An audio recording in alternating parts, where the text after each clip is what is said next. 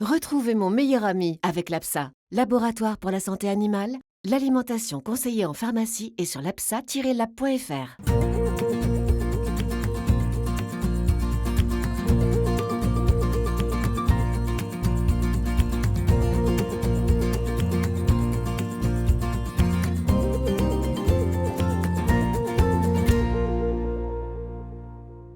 Bonjour à tous et bienvenue dans Mon meilleur ami, l'émission consacrée aux animaux et à leur bien-être. Savez-vous que la France a un triste record, celui du nombre d'animaux abandonnés chaque année, près de 200 000, avec même une hausse enregistrée cet été de 15%.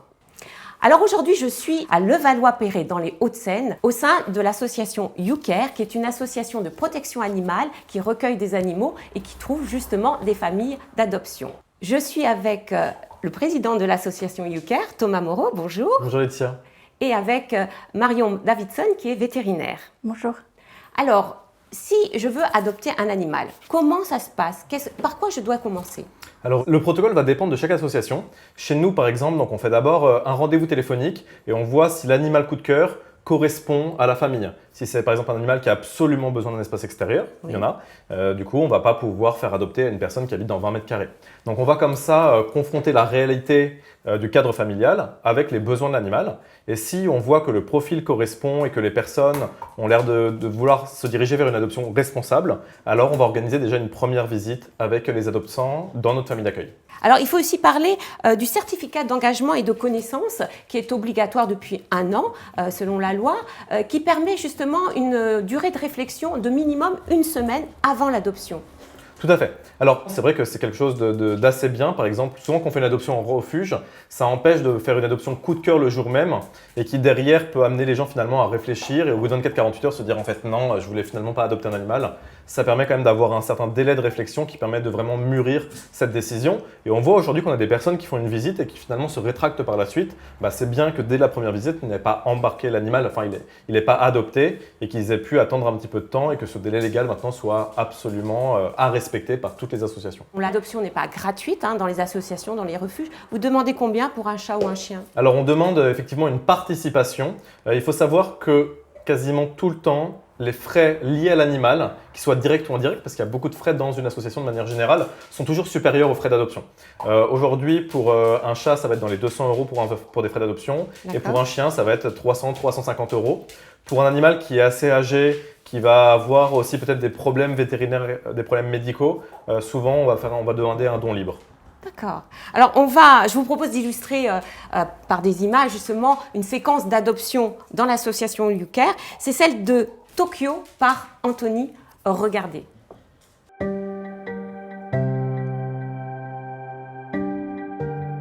Bonjour, c'est Anthony pour Tokyo. Bonjour, enchantée, Valentine de l'association YouCare. Tokyo va arriver dans quelques minutes avec sa famille d'accueil. On va les attendre. Merci. Lorsqu'une famille d'adoption nous contacte, on fait un premier échange téléphonique. Si cet échange est plutôt positif, on les met en relation avec la famille d'accueil pour organiser une visite. Il n'a pas trop peur? En voyant Tokyo en photo, c'est des coups de cœur directs. C'est pour ça que j'ai contacté l'association. J'étais déjà en lien avec l'association depuis une petite année. Ce chien-là particulièrement m'a marqué. Pour son histoire, je l'ai vu au bord de la route. C'était un petit chien craintif, il n'avait pas de collier. Je suis allée chez un vétérinaire. Ce vétérinaire m'a informé qu'il n'était pas pucé, donc pas identifié. J'avais des connaissances de l'association YouCare. Je me suis très vite proposé famille d'accueil puisque j'avais du temps à lui consacrer et de la présence. C'est une adoption, donc c'est aussi ce geste de se dire qu'on va finalement participer au bien-être d'un animal qui jusque-là avait des difficultés ou était même en danger pour le cas de Tokyo. La visite se fait généralement chez la famille d'accueil puisque c'est là où l'animal sera le plus à l'aise, le plus habitué aux circonstances. Donc on verra le mieux son caractère. Puis ensuite on a un retour donc, des deux côtés, famille d'accueil et famille d'adoption. Et si tout le monde est favorable, si tout s'est très bien passé, que la famille d'adoption veut continuer, ensuite on organise l'adoption ici dans nos locaux comme aujourd'hui avec Tokyo. Ça va être un changement pour lui mais il faut que ce soit le plus agréable possible. Alors Marion, on vient de voir l'adoption de Tokyo. Alors après, on passe dans la deuxième phase, l'acclimatation dans sa famille, qui est une phase assez délicate quand même. Quels sont les conseils que vous donneriez à des adoptants? Alors les conseils vont un petit peu différer en fonction des situations. Donc là, on a vu que Tokyo était déjà un petit chien adulte, très sociable. Donc là, ici, l'acclimatation va sans doute se faire très facilement.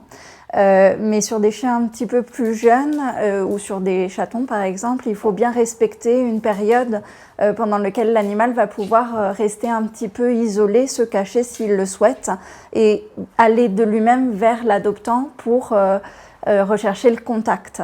Donc il faut préparer le terrain avant de ramener l'animal à la maison. Ça veut dire sécuriser la maison. Donc en particulier, quand on a un chien, il faut penser à retirer tout ce qui peut être dangereux s'il le mâchouille. Là, c'est un compte, c'est autorisé. Voilà, et lui donner des objets autorisés. Et donner des objets autorisés. Il faut voir qu'il y a beaucoup de chiens qui viennent en urgence parce qu'ils ont mangé ce qu'on appelle des corps étrangers. Donc il faut penser à retirer tout ce qui est potentiellement ingérable par l'animal, un petit peu comme avec un enfant. Et puis quand c'est un chat, on va faire attention aux fenêtres pour éviter qu'il tombe. Un lapin, on va faire attention à tout ce qui est câble électrique pour éviter qu'il les mordille.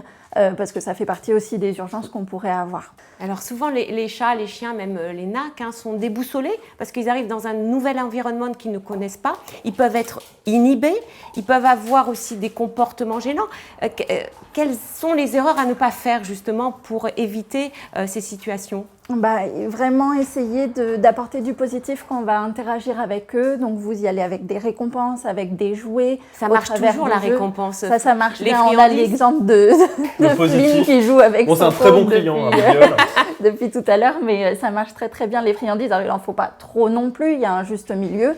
Si c'est un chien gourmand, il va falloir trouver un équilibre, en donner de temps en temps, mais pas à chaque fois. Et puis après, il y a aussi le ton de la voix, les intonations avec lesquelles on parle. On peut s'aider si ce sont des animaux qui sont très peureux. On peut mettre des plantes dans l'environnement qui vont aider à les relaxer un petit peu.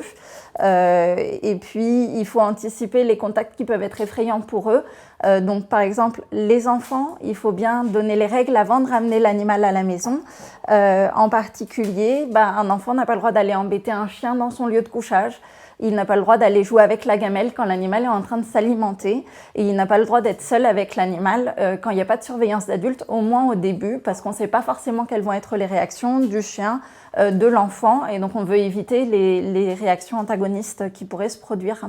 Alors, en tant que vétérinaire, vous conseillez quoi comme consultation ? Est-ce qu'il faut tout de suite aller voir le vétérinaire ? Est-ce qu'il faut attendre après l'adoption ? Quoi qu'il arrive, souvent après l'adoption, vous allez devoir faire une consultation vaccinale. Donc, c'est l'occasion pour discuter avec le vétérinaire de l'alimentation, des consignes d'éducation ils peuvent vous aider aussi avec la propreté. Il va vous faire un examen clinique complet de l'animal, vérifier qu'il n'y a pas d'anomalie, s'assurer qu'il est identifié à votre nom et que les démarches ont été faites par l'association ou l'ancien propriétaire, parce que souvent il y a des oublis de ce point de vue-là, donc bien faire attention à ça.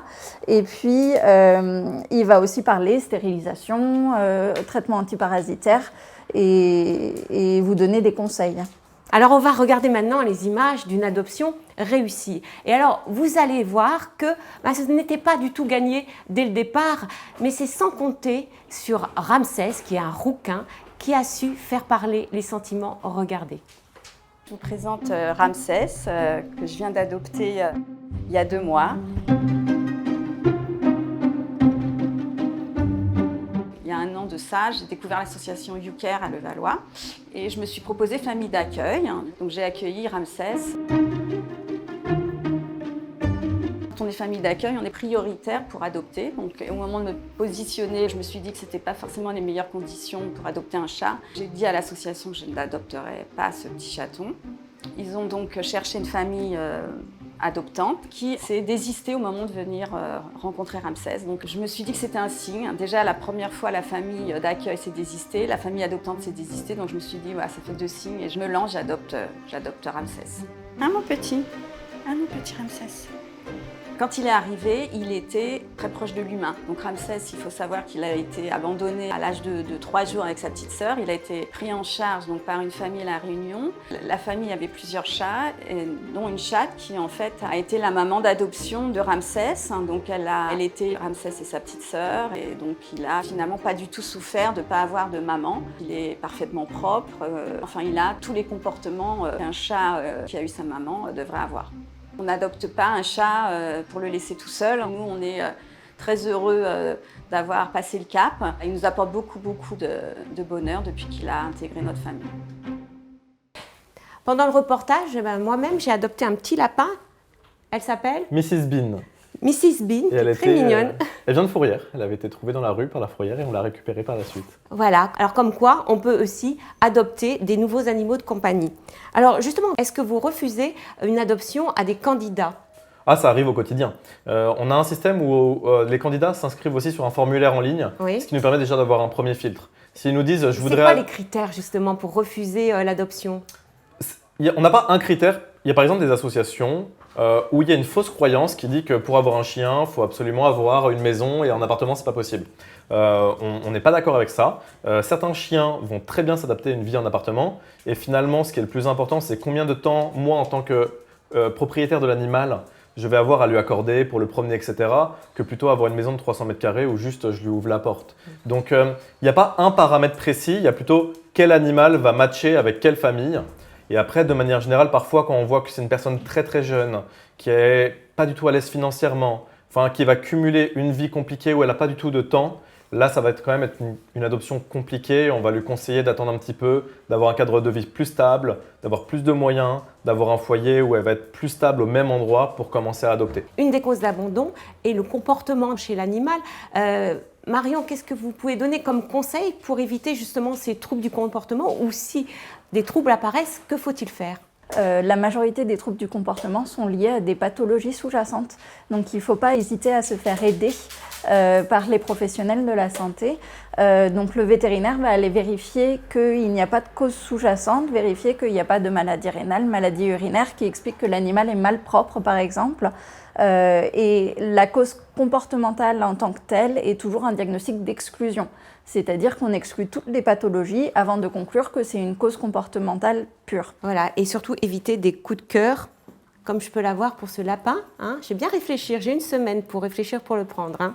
Ça, j'ai bien compris ça. En tout cas, merci de nous avoir reçus déjà dans ces locaux et merci pour vos conseils avisés sur l'adoption. De mon côté, je vous donne rendez-vous la semaine prochaine pour un nouveau numéro de Mon meilleur ami. D'ici là, portez-vous bien.